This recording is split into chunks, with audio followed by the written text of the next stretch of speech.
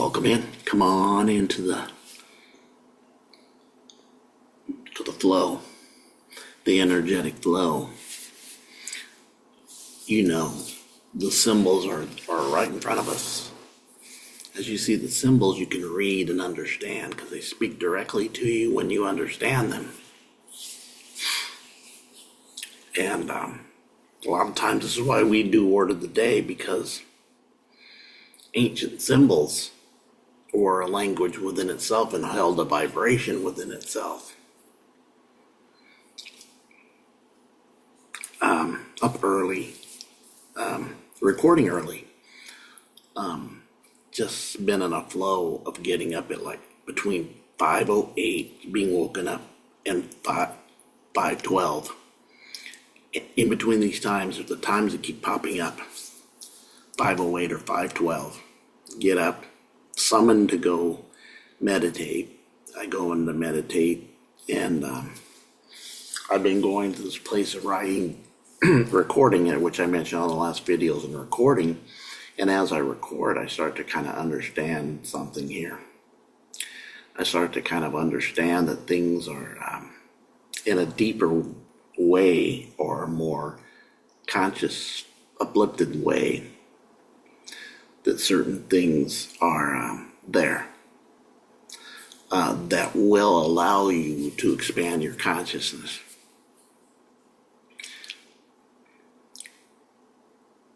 And as you know, this is what we're about. We're about integration, waking up. We are spiritual beings here having a spiritual connection. Because we're not physical beings having a spiritual connection. We were spirits having a physical experience, not the other way around. Many will stay in the other way around. That's not what it is. That's why things have become reverse engineered on you because of belief systems, which were actually done purposely. But I got a very interesting video which will kind of combine a word of the day, but it's not just about the word, it's about the language.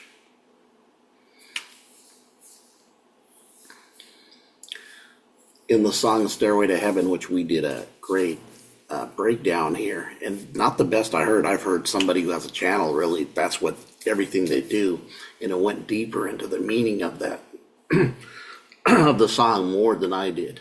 Yeah, more than I did. I was like blown away by it.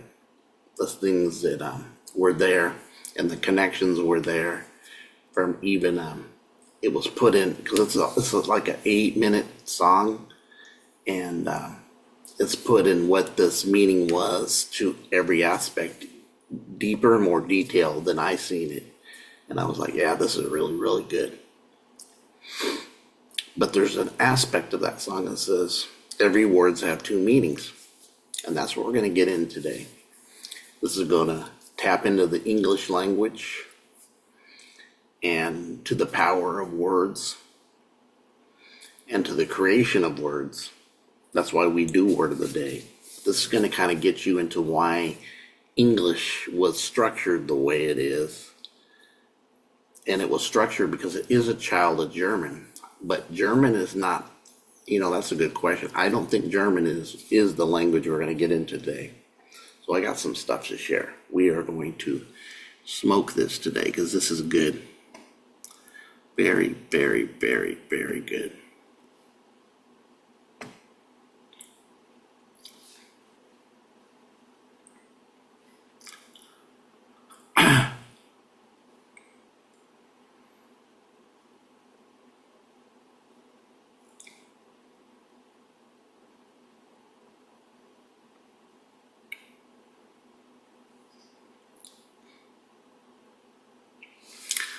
So,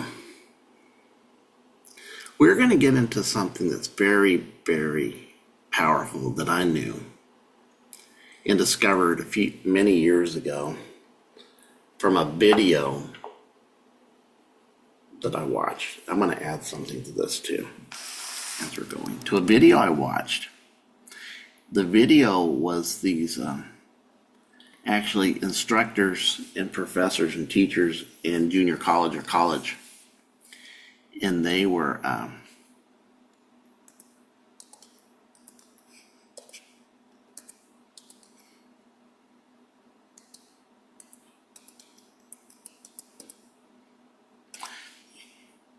showing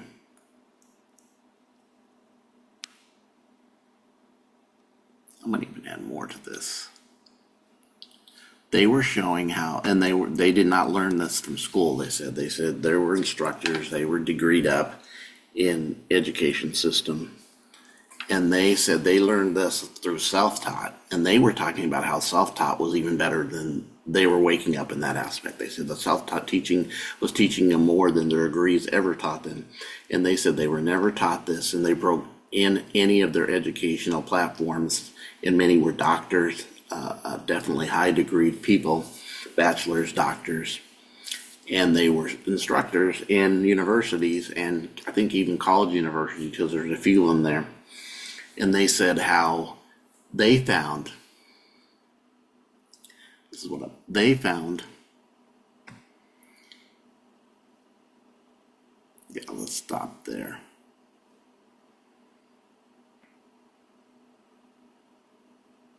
Let's go here, we'll start. First, what it is. So the word we're looking at is equivocal. Yes, it's equivocal.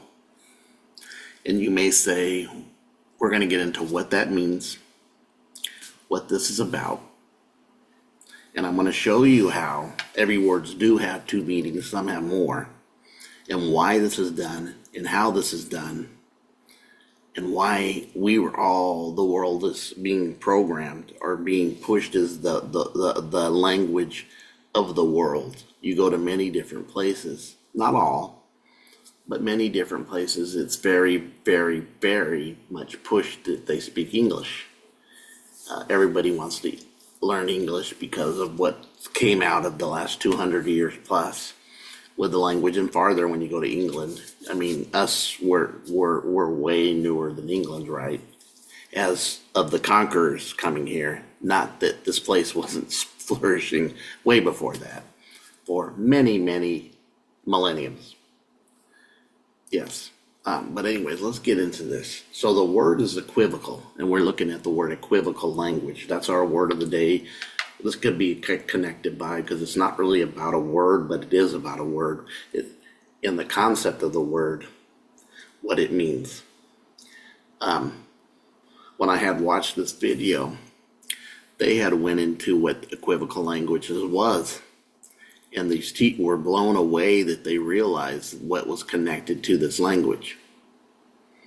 And like I said, the language is a child, English, because English, we'll find out what it is very soon. So equivocal language is a language which is unclear and ambiguous and can be interpreted in many ways. It can be used to deceive or evade. It can be used to create strategic ambiguity. And now we're talking of the reality of what we're doing. So it was created to deceive, evade, to deceive you. And that's why we're going to do this today. I don't know if this may go over 30, because we're just getting down. And this is, if many of you are here that know this, cool. I mean, cool. You should know it, but any of you guys are here and not sure and never heard this, it's really good. It will let you know something that is there that you didn't recognize and didn't know what it was or how it functions and how important, and how even language is a technology. Language is actually, it can be, it's ancient technology, putting together sounds and words that create frequency and vibration to bring forth the understanding. But when you, and like anything else in the duality plane of opposites of, in alchemy, when you realized the consciousness that you live in a duality, dual plane, dual aspects, you knew this in a very way that it made sense to you. You could put together the yin and the yang and knew it was integration purposes. But also know that you could do that, or you can go away and repel and cause deception, used to deceive. It's interpreted in multiple ways, so it's not concrete, it's ambiguous. Kind of like one of the words we use that are very ambiguous. Danny, our D-boy, you're invited to the birthday party for my son. You gonna come? I may come. See how this is not a direct answer of yes or no, yay or nay. It's ambiguous. It's I may. It's like kinda, should I, maybe. It's not direct answer. It's not giving you really an answer. Yes, it's not giving you a yay or nay, but it's leaving a yay and a nay there because those are the really two dualities that you have to make this choice in. It's either no or yes, right? I'm not going or I am going. May is kind of like not direct, kind of not telling me nothing, and we use this all the time, even in our language. Or I'm not instead of one word, we may use I'm not sure, which is a sentence. That's kind of more like, okay, you maybe you have things going, but the word may would be a one word that would be ambiguous to this. So let's look at this even deeper. You're going to be blown away because this is what you're seeing. Examples of equivocal language. A nutrition label says that it's made with 100% juice, but also contains additives like sugar, right? So I told you it's 100% juice, but when you read it, you realize there's a bunch of stuff in it that's not 100% juice, meaning it's deceiving. That would be the deceiving.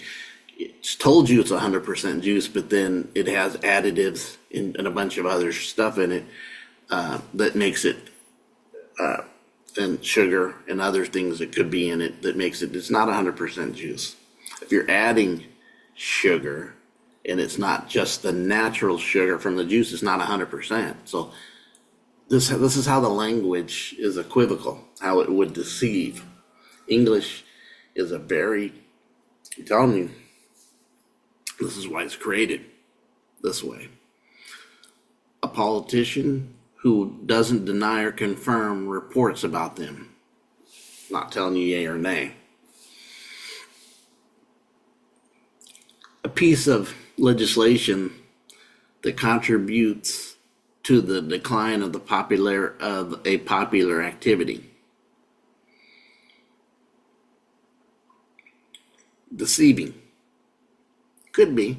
I don't know that popular activity. And it's a piece of legislation that contributes to the decline. So it would create a negativity, right? And if it's a popular activity, it doesn't say it's negative activity. It could be that. Synonyms are ambiguous, vague, contradictory, tangential, obscure, and evasive. This is where the magic begins. The magic is in the language. English is an equivocal language. You want to see? And I'll even show you something about even this. Watch how this becomes vague.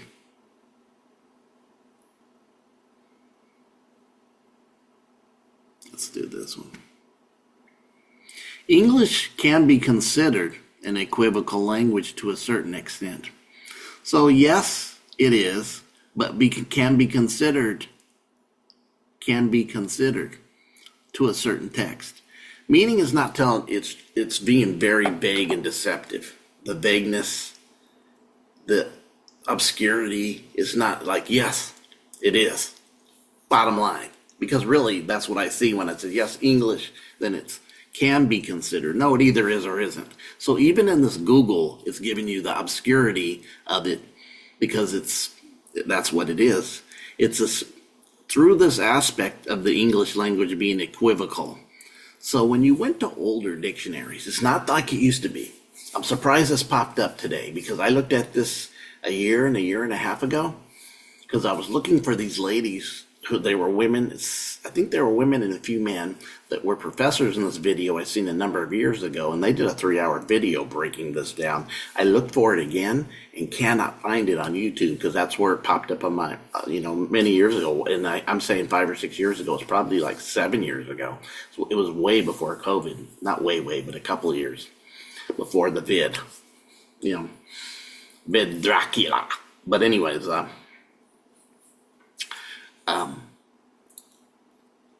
and as you can see, it sometimes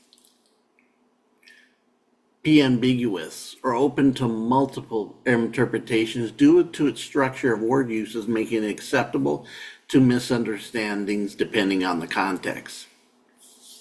So we just read in the other aspect that it was meant to deceive you and evade the answer and deceive you. And this is really what the yin and the yang of languages when you use equivocal languages. They were made to, and if you go to older dictionaries, and if you have an older dictionary, go look it up and you'll find out that it would tell you it was created to deceive you by the higher class in power, the blue bloods. This is from England, to keep the other subjects lower down. You won't find that now. I do have a Merriam dictionary that doesn't go into that depth of it, but will tell you that what it is. So let's read a little bit more. I got something to share today, that's for sure. This is good stuff, folks. English has many words of the same homophones, and are spelled similarly homonyms, but have different meanings, which leads to confusion. There's a deception and there's a magic. When you deceive, like there, and there, right? They are. I mean, you don't, why so many for the deception? And then it means different things. That's why many people say, well, English is so hard to use because it's a deceptive, equivocal language designed for you to be deceived. By who? Like I said earlier, why when you go to old dictionaries, it tells you direct. It doesn't go this. This was even, like I said, look at the obscurity in the statement in the one I did before, even to here when it says to it can be considered to an extent. That's English at its best, evading. Telling you yes, English can be. No, English is. There's the obscure, considered an equivocal language to a certain extent. Wow.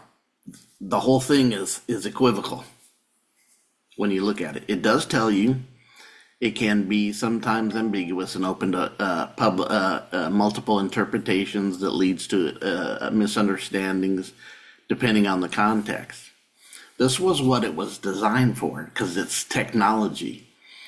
It's made from vibrations and frequencies. It would be like taking something that's not equivocal, which says yay or nay, and then put this other side on it for deceptions. It's like veiling that which is open before or direct. And now you are able to go to the other side, hide, be obscure, evade, and even deceive.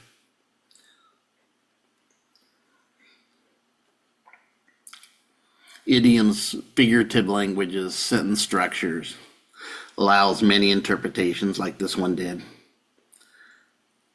Very powerful when you look at that. So let's go in the dictionary because we looked at this where it said, where's it at?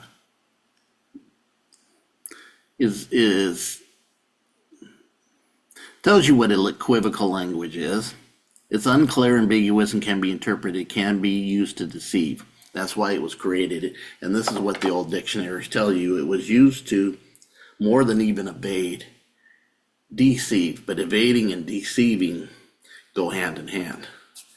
They're like a marriage in between that deception of evading and deceiving are like the opposite poles of the same connection. Like I said, when you start seeing the paradoxes, when I discovered duality, I discovered paradoxes. Things don't seem like they should be, but they are. This would be, and even into other things that we, synchronicities and stuff like that, which can talk to us and give us that. So really what we're looking at when we start doing this is let's go to the dictionary.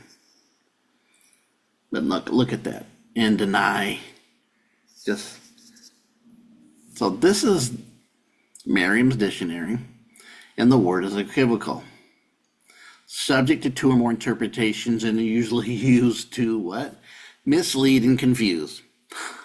Love it, because this didn't mess around like that. It didn't come equivocal. It says usually used, which can be a little of it, but more direct. A little bit more, but I can see even now as I look at it again. But it's telling you two or more interpretations, which usually is used to mislead or confuse. Uncertain indication or sign. B. Number 2, of uncertain nature or classification. Equivocal shapes. Equivocal dispensation towards a person or thing. Undecided, and that would be kind of like when I said, I may go, I may attend, which is not saying yes or no. It's vague and it's evading, right? Very, very vague and very evading. You're not being direct. Where maybe say the proper way to reverse engineer that would be, I'm thinking about it. I do have some other things going on. I will let you know, but I'm open to it. But I do have some other things going, so I'm not sure I can go this day. That would be more direct. But this is how you start seeing it. The doubtful advantage, genuineness, moral, rectitude. Wow. Very, very heavy. Let's see what.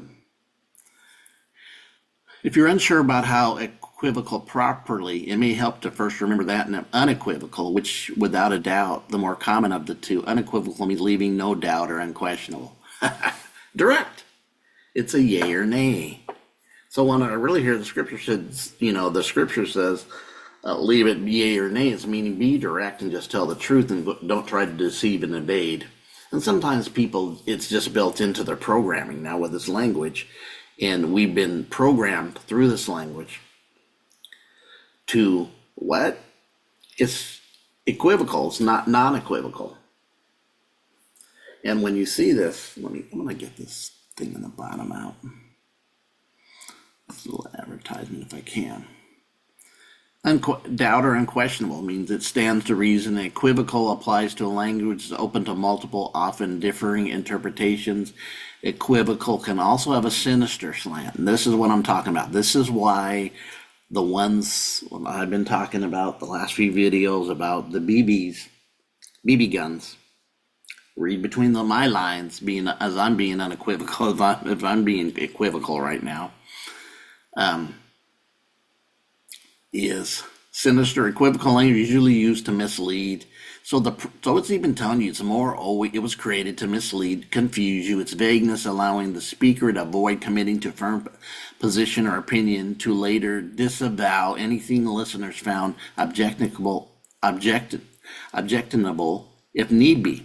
Used to related verb. Politicians are accused of equivocating, which is a way you use the language, when, for example, they respond to yes or no questions, rambling, unrelated, and they never say anything. Oh yeah. Synonyms, synonyms are dubious, debatable, disputable. So this is very heavy. The dictionary said it, and that's where I say older dictionaries would even be more directed. And this is pretty darn good right here. What I found in the Webster, probably more new, and to tell you what it's telling you now, because it's not mentioning. Old dictionaries told you that's why they did it. Straightforward. The upper class of power wanted to keep the lower class subject to them and down, so they created equivocal languages to rule them over. That's what the old dictionary said. If you have an old one, go look it up. Even a etymology dictionary would tell you this. An older one. Remember, a lot of stuff since 1942 that's published and out there since 1945, actually right before the UN, World War II, was they would tell you more truth in the news and in the papers. Then it became like all the props started really going up, and the deception and the props, equivocal props like that.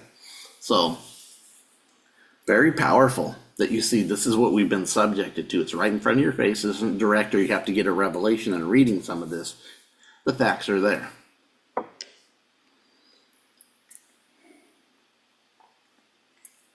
So look at this. So I want to go here. So why is it so powerful? The word abracadabra is thought to come from the Hebrew. Being very equivocal right here. Is thought. It's known. That's what it means in the language. Hebrew. Getting into what Hebrew is now, that's a different study and story.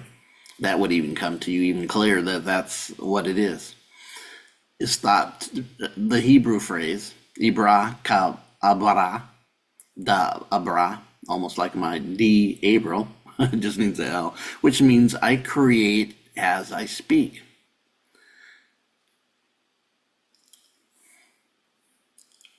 Is corruption of the Hebrew words, which means I will create and as I speak respectively. The phrase suggests the act of speaking can create new realities. The idea is related to Kabbalist beliefs, so it's going to see, we're going into occultic beliefs, that the letters Hebrew alphabet have power to create. The phrase is also said to express belief that things can happen when they're spoken. Other theories, the word may come from the Aramaic phrase Avra Gavra, which means I will create man. It also comes from the Hebrew phrase Ha Barak Ha Dabra. I'm trying to pronounce it. I don't know. The best I can. I'm probably butchered, which means name of the blessed. It also comes from similar words in Latin and Greek, such as Braxis. So this is why I've always said that when we look at the religion's aspect, right? And when one starts saying, I'm the chosen, I'm the only, this stuff comes down from former cultures before it that were older than it, and the names are changed according to the culture. Just like I said, in the Roman version of Christianity, I like to say the Roman version, the equivocal version, come on now, we're taking it even into there, from the Gnostics, who were the straightforward ones, but telling you to hide it obscurely through revelation because they're hiding it from the ones I just spoke before. These ones even. And Christianity of the Roman descent was, I have a book, and I've showed it on other videos, called, what's that book say? The 16 Saviors Before Christ, Jesus Christ, of other cultures, and breaks it down historically, how the same things, born of a virgin, died for your sins, the Son of God, the S-U-N actually is what the Son of God is, and all these aspects of these things, born of a virgin, just like I said, died and rose in 3 days, healed the sick, walked on water, were all taught in cultures way before the Roman version of what us Westerners know as Christianity from Rome, way before it. It's all copied. And in those days, it wasn't like you stole my creative, property, or my intellectual property, because it was understand that you write in allegories and pass it over because it's a story, not necessarily a historic story, exoteric. It's a spiritual story within you, that this is talking about you, that can apply to everybody in that culture, and then the names would change with the next culture. Just like you have, I've mentioned many times in Hinduism, what do you have? You have Brahman. Add A to Brahman, you got Abraham. And Brahman's feminine aspect of the story is Saraswati. Abraham had Sarah. Copy, same story. Nothing's original here. But this aspect of you create as you speak is your speaking frequency and vibration. This is what I want to drive home back to the subject we're talking about, is that when we're using English and it's deceiving, you're also speaking not creatively for your advancement or for your growth or for unity and community and oneness. You can curse yourself and not know it. That's why we do Word of the Day and reveal that some of these words are not what you think they mean, and they're not. They've been used deceptively to deceive because they're going into this language. And I'm not going to totally because the other side of this language, notice two things could be true, because in the reality, there are two things that are true. If you only know one truth, you only know half the truth. You need the other side to. You can also reverse engineer this language and use it for very creative aspects of it, because it can be used equivocally. You just take the equivocally and unequivalize it, because you reverse engineer it. Now you're creating with it, and you understand that don't use things that curse you. Don't bad self-speak. We always say, man, that's a nice person. That's a nice woman. That's a nice man. They're very nice people. The word nice in etymology, and was somebody doesn't have any common sense and isn't too bright. I'm being nice in what it says. It doesn't even say that. It says they just don't have any common sense, or dumb, stupid. That's what the word nice means. Just like we did the word weird. People think, oh, that's a weirdo, and they're weird. It does mean strange, but it means they're strange because they're power, because they can change their fate, meaning they're spiritual giants with power. That's what weird means. But we use it the opposite way, condemning, cursing, judgment, when really it's a power, a superhuman power, a Superman power within us. That's why this is so important to get and understand. So this phrase is very Hebrew, not surprising with me. Probably even comes from Babylon, because they're definitely connected to that. So we see that the proof is in the pudding as we relook. Used to mislead, 1A, used to mislead, uncertain indication, uncertain of classification. It never gives you the straight answer or the truth, because it reverse engineers you and keeps you unknowing. Why do you think people have so many belief systems? And like here, can be used to deceive. No, it is used to deceive. You wouldn't have an equivocal language unless you would have unequivocal to have a good language. This is a lot more work and deception to make this way. That's why it's called English or Anglish. Having an angle, having it in the streets way back in the day when they used the word angle, it was, what's your angle on me? Or what game you running? What's your angle, bro? Back in the day, this was used. What's your angle? What game you running? Today it would be, what's up with you? What game you running? What you trying to do here? Would be the same as what angle you got.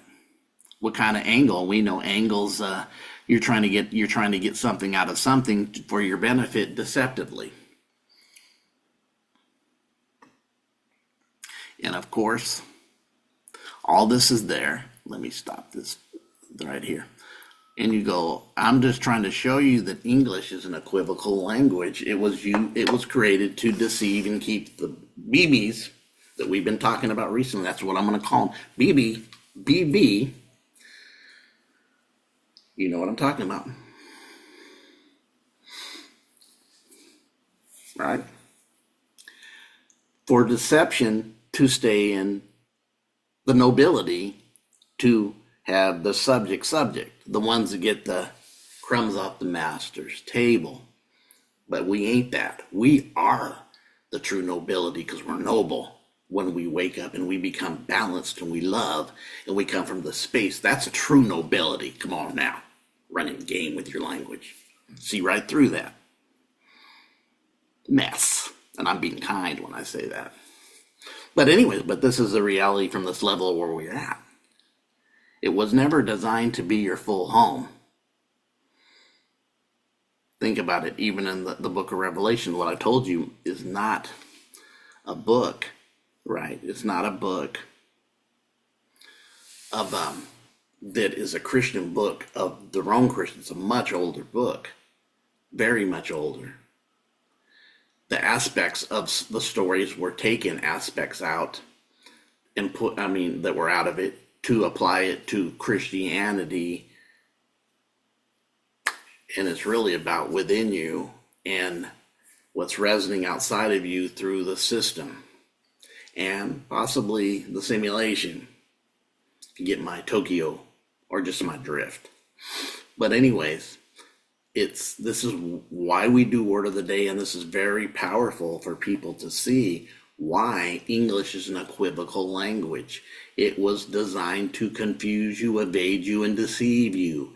But I'm telling you, you have the power to reverse engineer and change the wordage you use by the awareness that you have, not to use these condemning of self words and the condemning of other words that you think are really cool and really do something for you and grow you when it's not. You can look how many people have mental issues and negative mindset, because this is all a thread of the deception in many layers, not just the language. Language is a tool. It's actually technology. It's ancient technology languages. It's dealing with vibrations and frequencies. It is. It's just you think technology is this. And this is a horrible technology, folks. You think this is the crumbs off the master's table? There's way better stuff than this. And we have it within us. How about waking up our senses and our frequencies from our antennas and start communicating telepathically? Put that thing to shame. Weak. But anyways, you guys have a great day. Remember, the language you've been raised on. That's why we do. And find out the knowledge that they won't teach you in college. So you can really do the university work within yourself and quit paying tuition and learn to pay your intuition. And you guys have a great intuitive day. All right. Like, subscribe, share, and please, if you can't help this work that I do, please give to Cash App to assist me. And if I get it grow enough and we assist, I want to upgrade some of the stuff that I have, even with other things that are better and using better platform. That I'd like to use another platform that I just can't do on my own right now. Just can't put that out every month and not have nothing coming in. I'm just going to be honest, to support, because I do believe the work and the awareness I keep and the working on myself to share and help people. And I know I do, because I have those friends that hit me up that are deep, some deep and are really good, and then some who are really learning, and you can see they're learning, especially those 30 to 40-year-olds that have connected. And any of you in any other countries, which I looked at the right of, thank you, and the new people that are watching, thank you. From even Jamaica. Yeah, we have a person from Jamaica and some people from Jamaica that have tapped in recently. And I actually have talked to me, and they're very, very awakened. And even one of them is, she's in a band, a reggae band, and a singer.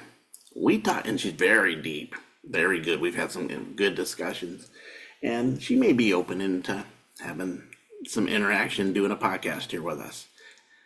If that's meant to be, will happen. But we'll talk to you all later. Have a great day.